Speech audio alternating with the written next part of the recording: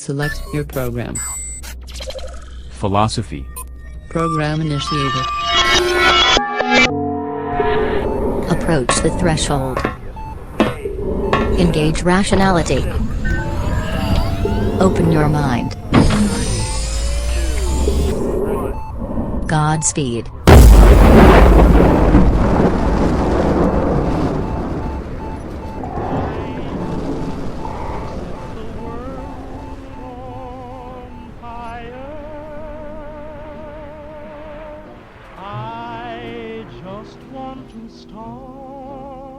Beaming down to you from somewhere in space, this is Flagship Freedom, the podcast that places you on the front line in the war of ideas. This spooky, horrific, disembodied voice is Michael. And I'm Dan, but you can call me Property Boy because everything is mine, mine, mine. And that's what I want for the world. Well, that is appropriate, Danny, because I'm not sure if you are aware, but we are actually talking about property once more.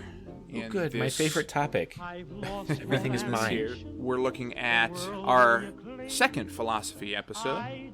So we've already done one philosophy episode, happenings episode, and dialogue. So if you haven't heard those, I recommend you checking it out, especially considering this is sort of a sequel, prequel, part 2, if you will, of the previous philosophy episode. Now, sometimes we will do episodes like that are a 2-part thing, because I think things will be so intricately bound that will require more than just one episode, but we will try to make it so that each episode of this nature is self-contained. But as it stands, this is a really fundamental and important topic, and we want to make sure that everybody that's listening grasps this as best they can. We would like to review first what we talked about last episode. Danny, if I am correct, and correct me if I'm wrong, as I'm sure you will, we talked about, the non-aggression principle. We talked about self-ownership and how we come to these sorts of underpinnings of the voluntarist philosophy, right? Yes, how to derive these basic principles, because we reference them all the time, and if they're bullcrap, then so is the entire philosophy. So we have to prove that these are legitimate concepts before citing them every 5 seconds. Yes, I think so. I think that's an important thing. So what we're talking about today is not so much a review of the last episode, but it is an extension of property rights. Everything really comes down to property rights in regards to libertarian law, and I think that if we are missing the definition, or if we misunderstand the definition of property rights, then we are misunderstanding the entirety of what follows. And remember, everyone, that the reason why we established property rights in the first place is because we're interested in a society that maximizes the freedom for which people have, but also respects the individual rights ethically, so the treatment of others. So we want to maximize freedom and minimize pain and suffering for everyone else through particular principles that we must first establish and that everybody will agree upon, and that we think that are really a form of natural law that no one else needs to decree, but rather it is found naturally within the world, right? Yes, and property specifically to avoid conflict is one of the main facets. Between people, resources are not infinite, so we need a cogent way of respecting what's mine is mine and what's yours is yours, but how do we know what is mine?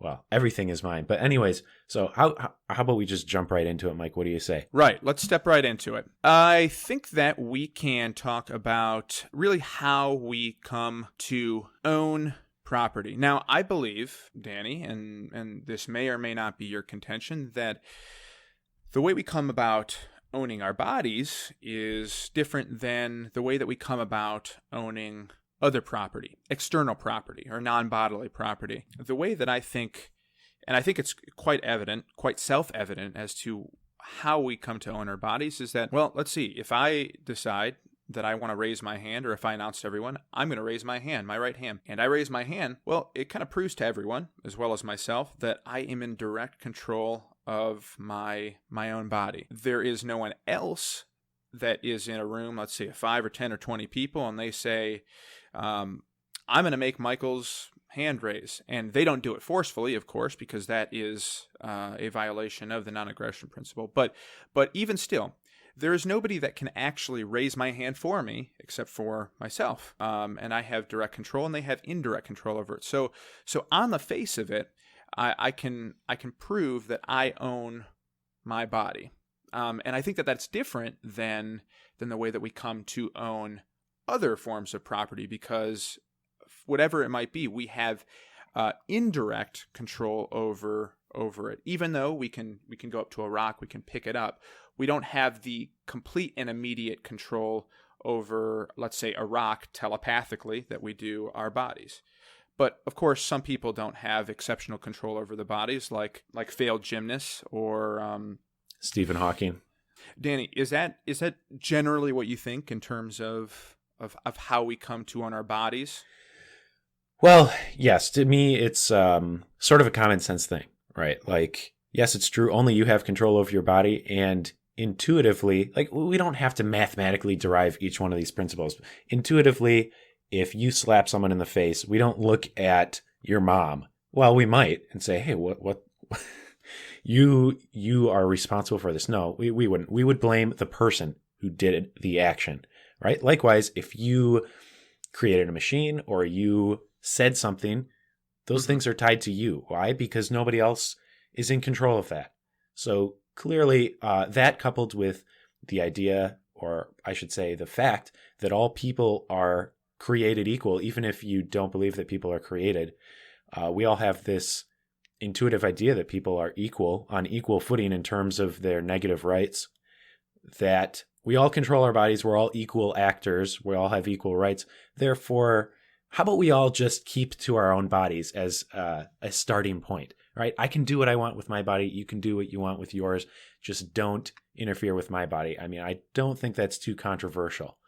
That encompasses everyday life 100% of the time, so... Right. Yeah. In this day and age, I don't think that is all that controversial, but I do think that the establishment thereof, especially when you get into some really esoteric philosophical discussions, is important, because some people may say that property is an extension of the body, and while it makes it easy to go about saying that sort of thing, I think the objects out in the world that are not humans are to be treated differently than people. And that's a pretty clear thing. We are issued particular rights as people that, let's say, a rock may not be, even if I own that rock. But that still does not necessarily mean that you can transgress upon somebody else's property. But a rock doesn't have the sorts of natural rights. They are not the owners of those particular rights that perhaps you and I have. So I think that must be established. Oh, but God, rocks don't have personalities? You've just shattered my pet rock. Do you really have a pet rock? Negative. Oh, okay. There are two ways that I know of, and possibly a third, whether you might consider this to be a way of owning property, and I'll see what you think on the matter. But the first is first use. I think that this is intuitive for a number of reasons. Let's take a model, and we might come back to this model. Like kids in a sandbox. They're in a 10 by 10 sandbox, and kid walks up to a bunch of toys that are in there, and he's the first one to approach. He or she is the first person to approach these toys during recess at lunch, and he starts playing with them. Now, he's established first use by going up to them, picking one of them up, and now he's digging in the sand, creating a sand castle. So we say that is, in a very rudimentary fashion, in a very stripped down fashion, that is an example of first use. And I think that is, who is that? That was Rothbard's protege. I think that you pronounced this Hoppe.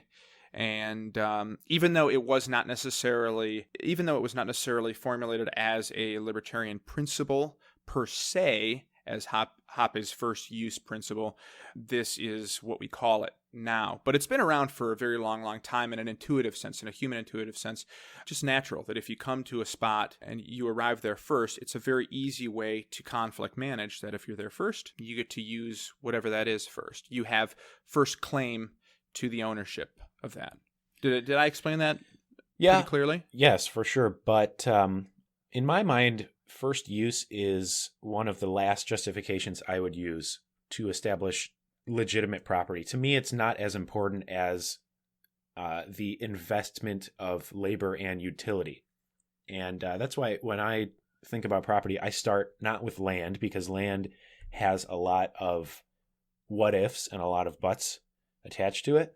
But how about if we could take a step back and talk about created property, property that there is little to no dispute as to the legitimacy of it. And then we can extend it to things which are a little more tenuous, like land, more scarce rivalrous resources. What do you say to that? That's fine. Although I would say that this, first use may not necessarily it doesn't exclude, it isn't simply just land. It is also, I could go up to a rock and I pick the rock up, and if it's in my hands and it's in my possession, then I would say that I have first use. I haven't mixed labor with it, but I would not say that somebody could come up to me and take that rock from me. How about you? Yeah, you certainly have a higher claim than other people, but right. But then, of course, you get into the problem with natural resources as opposed to man-made property is that they are scarce, and you could make somewhat of a legitimate argument to say that things like land, natural resources, those are more of a claim rather than created property. And because they are scarce, and because humans all start out basically, ideally, we would all like people to start out with equal opportunity.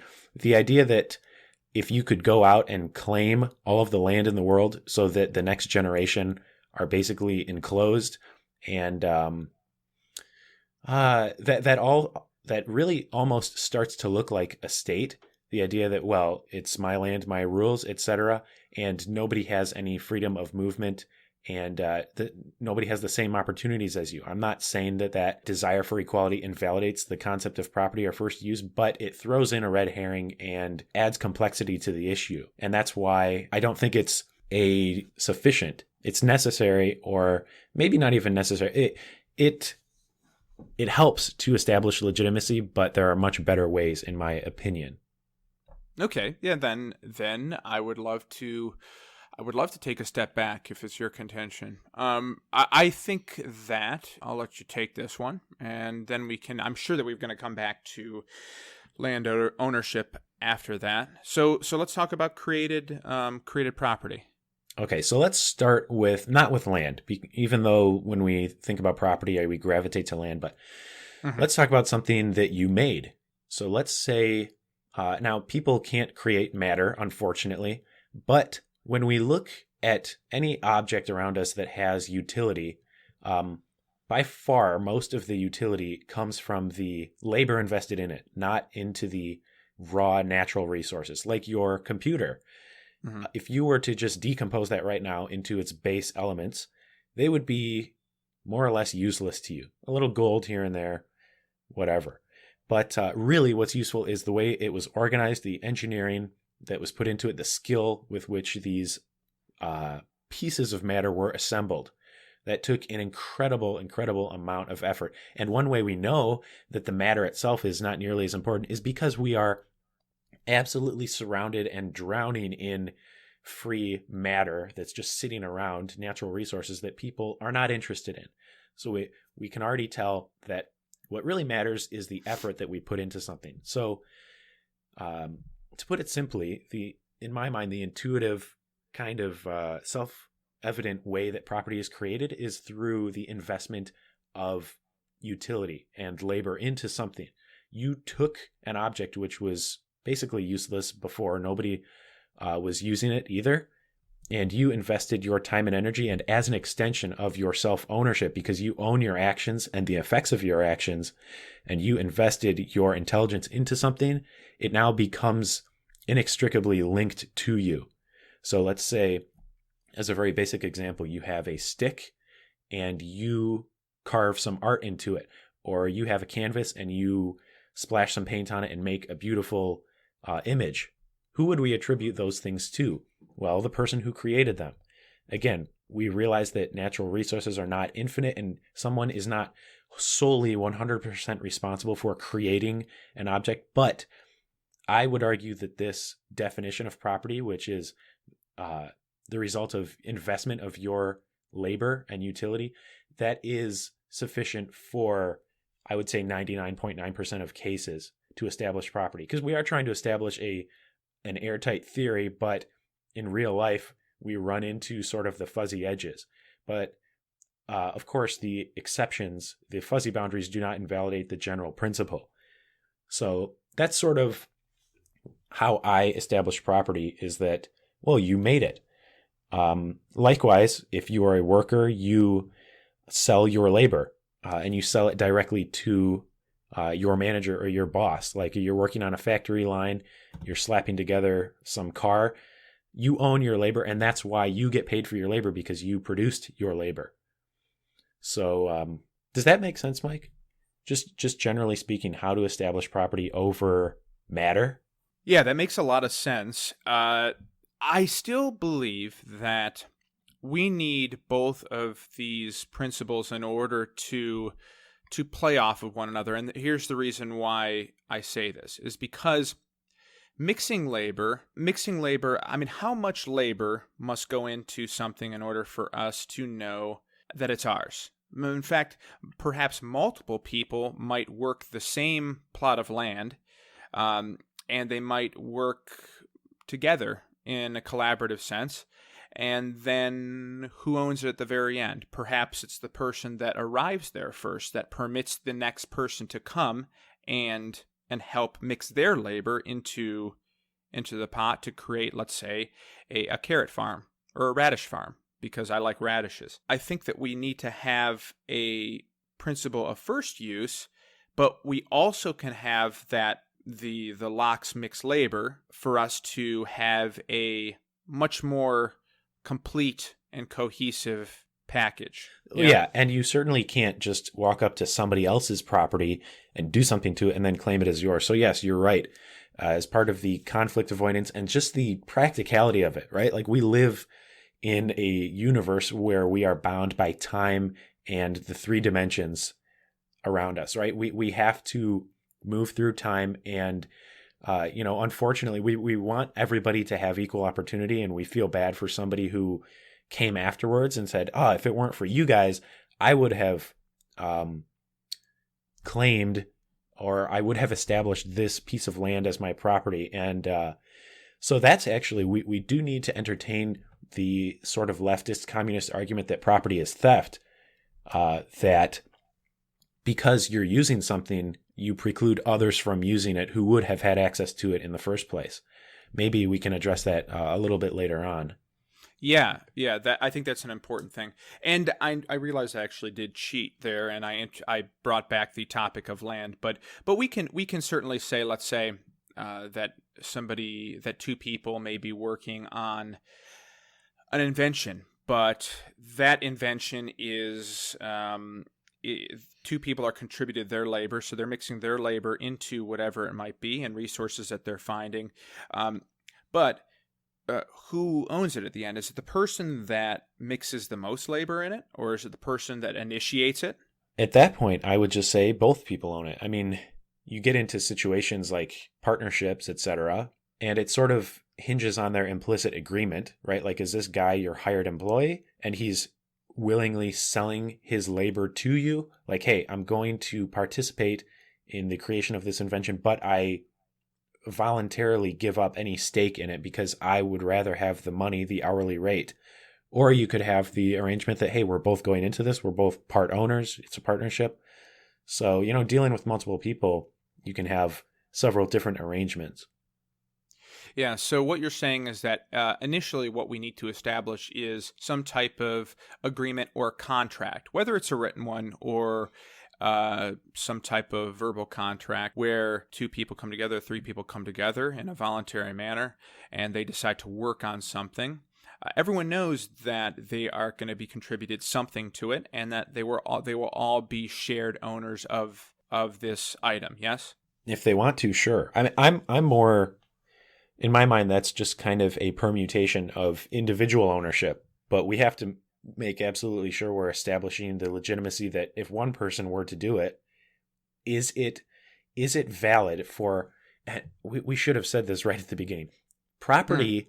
The idea of property is exclusivity. You have the right to exclusive use over something, which of course necessarily implies the use of defensive force to remove people from touching or using your property. That's what property is all about, right? That's something that is implied, and I think people get, but it's really central. Right. And that's also the definition of a right, too. Rights are enforceable, just down to the very raw material, the essence of rights is that we are establishing something that is universal for all mankind, that we can defend, that we have inherently, and that if it's transgressed upon, that we have the symmetry of force that we can use to defend these rights. And I think I've noticed that a lot. I don't know about you, Danny, but I've noticed that symmetry is a really big part of libertarianism. If somebody uses force against you, that you are able to use force back against them in order to defend yourself. So it's a just way of dealing with all types of situations, and that justice is met out if injustice is served to an individual. Yeah, it's the truest form of egalitarianism. That, hey, we're going to leave each other alone, but if you do something, if you claim to have the right to use force against me, then of course I have the very same right against you. And that's what I love. I love to play that card against people who say, like, well, let's just agree to disagree. And of course, no, like if it's just an argument, okay, but you are continually reaching for my wallet as you say that, or you are advocating that I be placed in jail for trying to opt out of your slavery scheme. Like, let's just agree to disagree. Okay, fine. So next time I see your goons on my property, I'm going to shoot them. You know, we can disagree. Uh-oh. I can end up in a gulag. Danny, the bane of all compromising. But you do agree, right? If one person has the right to initiate force against me, well, then I have at least the right to meet that force, equal and opposite, proportional, to defend myself. I mean, if you don't have that right as a human, you have nothing. You will literally bow to any ruler at any time, and you are essentially 100% impotent. You are a pacifist, which I give those guys credit. I mean, they're called to a higher moral standard, but you can be ruled by anyone and anything. And I reject that. I do not want to be a worm. Yeah, well, I'm sure that a lot of pacifists don't believe that what they're doing is worm-like. I know of a few philosophies, whether it be, the civil disobedience of Gandhi or MLK, or you can take it a step further and you've got religions like the Jains, who, if I understand their religion correctly, they are not to initiate force against anyone or transgress through violence against anyone on an individual level. But if they're called, actually, this is interesting, if they're called on a state level to serve their state or their ruler, wherever it may be, in times of war, they're actually able to defend themselves. So even religious institutions that promote pacifism, and I mean, my goodness, the Jains are a very strong and principled people. These are people that will put will put cheesecloth over their mouths so that they don't suck in any insects that are flying about. That's how much they value life. But even in situations of defense, they realize if they're defending others, they go ahead and do so. Now, this is not what we believe in, but there are principled people out there that are pacifists that still have rules to the contrary if it means defending themselves in the time of war or their loved ones. Back to what we were talking about, I absolutely agree. Rights aren't rights if they're not enforceable. That's just how it goes. Okay, so to recap, so far we have established if you are the first person and you invest your labor and utility into physical matter, you have linked yourself as an extension of self-ownership to that object. You have established some level of property rights. Now, there are gray areas, I don't think it would make sense for you to just go mow the grass across the entire 5 million acres and say, now it's mine, I own it. There are gray areas and conflicts that we need to avoid. But again, the exception does not disprove the generality. So would you agree, Mike, that at least those two basic principles, first use as well as investment of utility, establishes legitimate exclusivity over an object? And then, of course, we can get into all of the nitty-gritty and the boundaries and the questions. I do. I think that working in tandem, you pretty much cover everything into the future. But there are definitely a lot of permutations of situations, and those need to be addressed, because often is the case, if your rule, let's say, breaks down immediately or after specific contextual situations, because I don't think that we're armchair philosophers. This is a practicable and a practical philosophy. I think that's the point of it. We do need to address actual context, because philosophies must also be met with reality. The rubber must meet the road, as they say.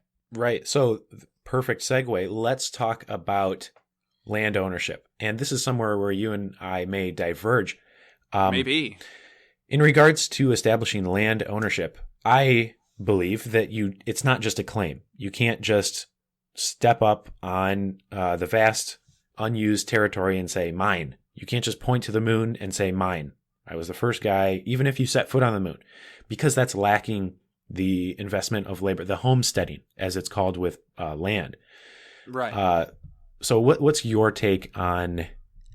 Are we on the same page as far as you can't just claim stuff? Because that was kind of a shocker for me when I realized, property, you can't just walk up to something and claim it. And a lot of what is called property in the U.S. and elsewhere appears to be really unused vacant land. And to me, that sort of starts to bite at the edges of what makes property, and certainly invalidates the government's property claim, because they've invested zero homesteading practice into what they claim as their land. Oh, for sure. I mean, I don't believe that just going to a piece of land, planting a flag down and saying, I take this land in the name of Queen Isabel and King Ferdinand is a very valid excuse for going about and saying that this is simply my land. I don't think that works. I think you have to do more than just simply planting a flag or walking about a territory and saying, this land as far as the eye can see, or even this particular plot of land that I walked to is mine, and then going to a different one and saying, this is mine, and then going to another one and say, this is mine. I don't think it works that way. Well, and of course, that because land is finite, you would get into a situation. I think there was a historical example called the enclosures, where people they hid behind the guise of private property to control people, to say, hey, you are on my private property. And this is what communists love to caricature anarcho-capitalism as, well, everything would just be privately owned and then we'd all be slaves to the landowner. And my response to that is, there is, I don't know if you've ever driven up north Michigan or out west in the United States. There is an ungodly amount of unused land out there. And to me, that's very important that there is land for others to use. Because I can definitely see the contention that if you are enclosed by everyone else's land, you are subject to their rules. But, it's one thing. We have a gradient here. I like to use the phrase, my house, my rules. Your house, your rules. I wouldn't go into your home and tell you what you can and cannot do. Likewise, I would expect the same. And the same goes for land. So on one hand, we have home ownership, a physical home, which I think personally is indisputable as to who owns that, because that's a wholly created object, right? There's not much utility in the physical matter of your home compared with the final built structure. So on one hand, we have home ownership, which is basically an ironclad case, a legitimate property claim. On the other hand, we have a big open field. So we need to recognize that there are invalid property claims out there and there are fuzzy edges, and we need to account for that. Right. Yeah. So the matter of a home being built on a land presupposes that you own the land itself. But how do we come to own the land? So, okay, we get to a piece of land, and this land is, let's say, okay, for this example, it's unowned, and we get to the land and we begin to build something on it. Let's say we begin to build a shelter. We build a little farm in the back, some farmland. We plant some crops, and some raiding marauders come by and they say, this is our land right now. Due to our first use and the fact that the gentleman or the lady mixed their labor within the land, is the land and what's on top of it, I think that is a pretty clear case of who owns that property and who owns what is on that property. Yeah, the land and the property. Of course, the homesteader did not create the land. They did not create the soil. They did not create all of the land beneath his house, which supports it through gravity, right? Mm-hmm. So there is a certain amount of of practicality and common sense and tolerance for the constraints which we live in, right? I think that's really important, is because people will try to poke holes in these rules, like, you didn't create the air you're breathing. But I mean, come on, nobody is the sole creator of anything that they're using. But we're talking about conflict avoidance, and we're talking about what's practical for 99.9% of cases. We don't need to solve the enigma of the human society.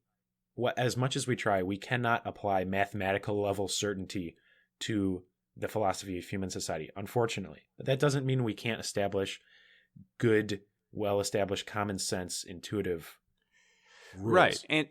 And through nonviolent negotiation and conflict resolution, and in abidance with the non-aggression principle, I strongly believe that even if there are matters of gray hue, we are able to come about with a solution, because humans are smart and they've got ingenious solutions to problems that just 10, 15, 20 years ago they wouldn't have.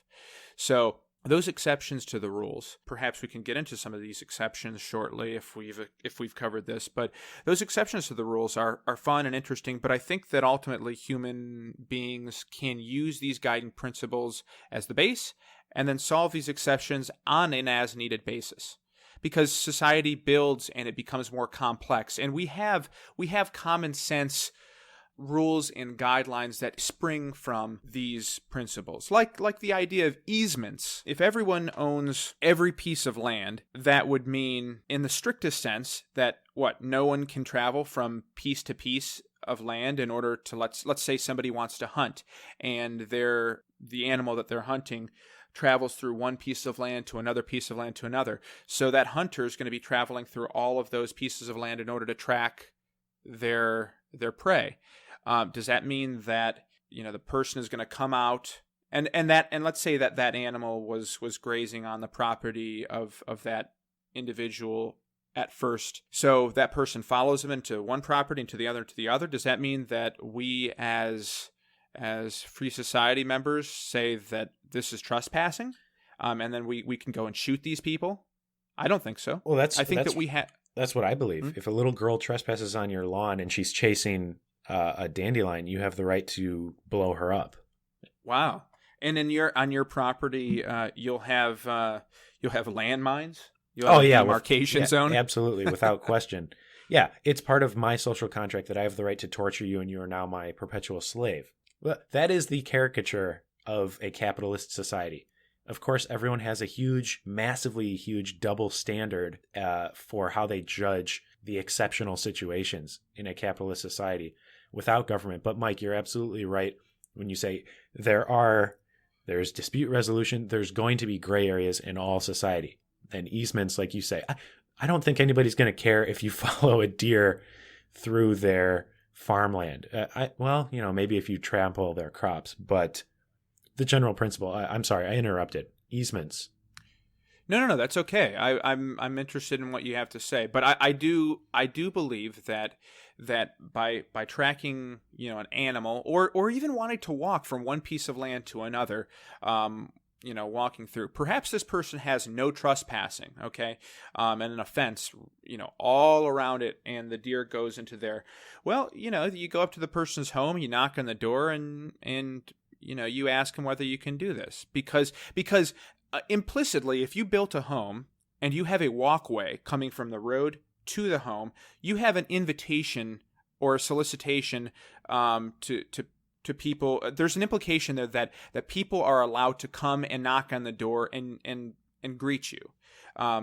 Now, this is, perhaps you say no solicitors. And you're not really selling anything. You're just going up and, hey, there's a deer in your backyard. Can I chase through to get it? And the person says no. Well, okay, then you've got a little bit of a conflict there. But I think generally speaking, people are going to permit that sort of thing. I think it's reasonable to permit. And Danny, are people reasonable? Are you gonna shoot somebody over this? Are you going to initiate violence over this? And does the person have the right to initiate violence back? Well, I think if you disobey the person's commands and they say, hey, I don't want you in my lawn, this is trespassing, then yes, there's a right to initiate force. But do I think that you should immediately kill the person? No. Yeah, kick them off your land. Proportionality is a principle I believe in. Anything beyond that, and you are actually initiating force, right? Like if you murder somebody for stepping on your grass, you've done a lot more than just remove them. You've permanently removed them. So as much as it takes to remove the threat and stop the transgression, and normally it doesn't really take a whole lot. But as we said earlier, there is no societal organization, no concept, no all-encompassing principle that could possibly address every single scenario, and that's okay, right? We're talking about dealing with the elephant in the room, not the flea that's on his tail.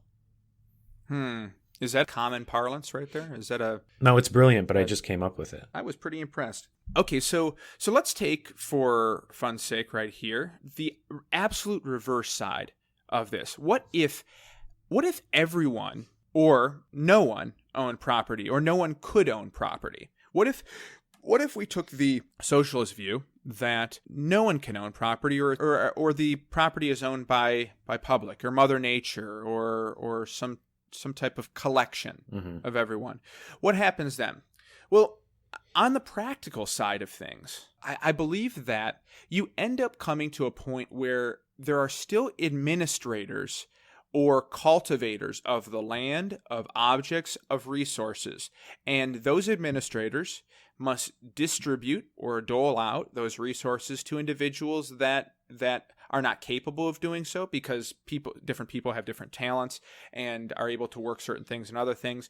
Well, okay, if everyone owns something, then still things aren't going to get done unless people do things. And if I decide to build a home on land that everyone owns, and live in it, or let's say if I decide to mine a bunch of ore in a mine that everyone owns, well, I'm still going to have to dole that stuff out. So I have the ability still, practically speaking, to take some for me, to give it to other people. You still need people to do these responsibilities. And I don't think that necessarily solves the issue of ownership because people end up practically owning it, even if they don't own it by right. And that actually gets even more stickier because inevitably people will abuse a system where everyone collectively, owns something more so than if we can delineate ownership of that land to Jim and that rock to Beth and, that animal to Mary. Instead of everyone owns all these things and now all three people, want to use that animal, and who's going to administrate that? Who gets what shared? Is it split by three people? Or what happens if Mary takes more than Bill? Well, the implication is that somebody could walk into your house, open your fridge, and take your food. Or walk into a factory and just use whatever they want as they please. Like, I've debated many communists to try to whittle down and get to the core of their philosophy. Like, if this object or this factory is owned by the collective, which is what they espouse, well, then I should be able to walk in and use your lathe whenever you want. And what if I break it and walk away? What if I interrupt your operations? And even they don't seem to have a good answer. Or I should say they always resort to the use of force to defend a property claim of some kind, which I think is fine. Right. It's fine, but the system that they have built, if everyone owns, the system in which they are living in, this fabricated system of no one being able to own land not just land, but no one being able to have private property rights, and everyone owning land, ends up getting people into more trouble and more conflict simply because there is no very clear-cut way of saying this person has that and this person has that. Because you still need administrators and governors of resources. In fact, it needs to be incredibly top-heavy because you have to administrate these sorts of things. And by top-heavy, I mean that's one person or three people or five people, once you get into a larger society, must benevolently give out all of these resources in a very fair and economical way, which never really seems isn't to going to happen. And isn't it funny how communism, even if you can believe there's a philosophy out there called anarcho-capitalism, even they somehow continually gravitate, to your point, to authoritarianism and rule, essentially. They espouse direct democracy. And what is that? That's nothing more than mob rule. It always comes down to having to get permission from somebody, having to abide by the collective's will. These are all logistical nightmares that never work out empirically throughout all of human history. By far the most successful way to organize human society is through private property and free markets. Right. So I think that we'll end up doing an episode that addresses problems with basically public property in another episode. But suffice it to say that we do establish that our mode of assigning or allocating property based off of individuals rather than the collective, we believe is more efficient. It's certainly more peaceful, and it also respects the individual rights, and avoids those conflicts that we talked about at the very beginning. That private property is a conflict resolution and conflict avoidance mode, much better than we think collective ownership of property. There's another problem that I end up running into, and that comes to matter about items which are so big and so vast that if we mix our labor within it, how is it that we can own such a thing? And what if mixing our labor into it or laying claim upon something, even if we are able to create a device that monopolizes on a resource, how do we solve these sorts of issues? Because I think the matter of exploitation and monopoly is a very big problem that many opponents of private property will bring up. Have you found that to be the case? Yeah, certainly. And that sort of goes back to the finite nature of land and the idea of land monopolies and enclosures, which, oddly enough, I would like to point out that the concept of government is a land monopoly, right? That they have sovereign rule over all the land. But yeah, when you get to a point where there's no more land or resources left for anybody else, then yes, arguably you have a problem and the rules, you could say, become fuzzy or break down based on the premise that it would be preferable for everybody to have equal access to property, or at least the opportunity to create property. But again, I don't know that we are even close to that. Like in the United States, only 3% approximately of land is occupied by people. Over half the land is completely unoccupied, although there are, I'm sure, government monopolies on that land. But, in the world we live in today, there's still a vast amount of land to be used, as well as natural resources. Never mind, like 100 years ago, can you imagine when the population was a fraction of what it is now? It was, and I would argue still remains to be, a veritable cornucopia of resources, virtually unlimited. And like you said, Mike, we may encounter areas where we do have to grapple with this concept like, hey, it's not quite fair. And I hate to use wishy-washy words like that, but do you think we've arrived at such a state? Do you think we have present-day examples of that? You mean of a pure monopoly on resources? Yeah. No, I don't think that we've arrived at that yet. But I think that, and I'm not sure that we will in the near future. An example that I was given recently by someone was, what if somebody created a device that allows them to, I think they were bringing up the Simpsons. Mr. Burns in one Simpsons episode created a sun catching machine, something that basically blotted out the sun. And I don't know whether you've seen this episode, but essentially you're taking the vital resources of an entire world, and this is hypothetical right here. You're taking the vital resources of an entire world vis-a-vis the sun and taking it for your own. And then he begins to charge people money in order to have their own access of it. Have you heard water, this? owning air, owning this. No, I don't watch The Simpsons. But yeah, I get the idea. That's always the doomsday scenario. But oddly enough, we're not there. And oddly enough, we are there when it comes to government doling out its little bundle of rights. I think we can handle those situations. Again, those are going to be potentially present in any social organization.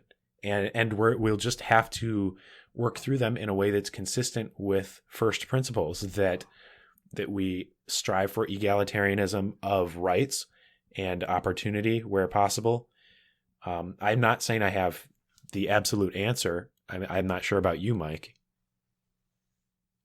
No, I don't have the answer. I don't have the answer for many of these things. But and that's one of the reasons why we have this show. It's for us to be able to work through a lot of these problems, and for us to share this conversation with those who will listen, as well as to invite people that might have different views, opposing views, or similar views. And I know that there are plenty of people that know a lot more about libertarian principles, libertarian philosophy, and law than I do. And we look forward to having those sorts of people on so that we can basically grill them about a lot of this stuff, because you as our listener, I'm sure you have a lot of these same questions that we do. The establishment of private property as a basis to go forward allows us to then have conversations in the future, so that we're all on the same page together, and that at least you know how we came to these ideas, so that when we get into more advanced or complex, or we start to talk about Mr. Burns' sun-catching machine, which I think is something that is a fun discussion, because it's important to have solutions to problems that might arise in the future. So that these are things that we'd like to work out, and we will on this podcast. Yeah, I think we could consider those environmental questions. Environmentalism within libertarianism. That's a huge question for a lot of people, and we should do an episode on that. It is. Whether it be pollution in the land, and who owns, how do we justify pollution that takes place from one factory that goes into another person's land, or sullies the common good through the breathing of the air, or the drinking of the water if they're polluting in the water. These are all important issues, and I promise you that they have not been considered in this in one form or another. And not everybody has the same solution to these, but there are some really interesting and creative solutions to these on a societal level that people smarter than us have come up with. And we will certainly delve into that in subsequent episodes. But for now, I think that we have a really long episode on our hands. This is gonna be lovely for me to edit, huh? That's okay. Give me 30 more seconds, Mike. I want to bring property back to voluntarism, to anarcho-capitalism. For those who just need the final link. Link away. Property is important because it establishes who has the right to exclude others from using something, who has legitimate ownership claim over something. So we are saying if you own something, it's yours. Nobody else has the right to take it from you. Otherwise, that would be theft, whether it's your money, your body, your time. That would be slavery in a sense. And that's why I argue that taxation is not only theft, but a form of soft slavery. But establishing this principle is what allows us to branch to the statement, to the conclusion that government is an unnecessary, but more importantly, morally illegitimate institution because it relies on the violation of legitimate property rights. So if you own your house, your land, your money, and somebody takes those without your permission, and you are not on their property, then that is illegitimate. So of course, we don't believe that the government owns, say the US government does not own the entirety of the country. I would argue they don't own anything, but the idea of the state is incompatible with private property because it suggests, it implies that government has jurisdiction, it has domain over private property owners, which is a contradiction. Land has one owner, and if you have not agreed explicitly to some kind of contract or voluntary arrangement, then government has no right to tell you what to do, to expect you to abide by its laws, to pay taxes, etc. So I just wanted to make that final link. Like, why are we so obsessed with property? Why is it important? Well, because we believe it invalidates the state, and that is an incredibly important distinction to make. I mean, that's kind of a big deal. So that's all. No, I'm glad that you did that. This is why I keep you on the show.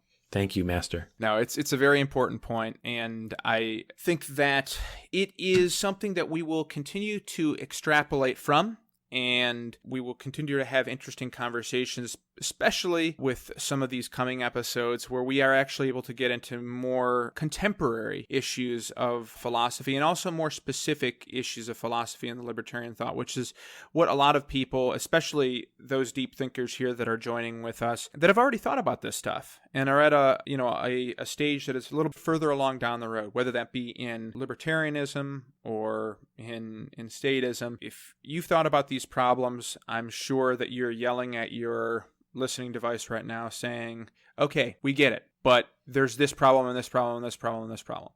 We'll get to those things in time. But for now, this is already an episode that's long enough, and we really appreciate you listening in to our conversation. But we do have an email that we would love to hear from you. The email is Flagship freedompodcast@gmail.com, flagshipfreedompodcast@gmail.com. Of course, you're also able to contact us through our website.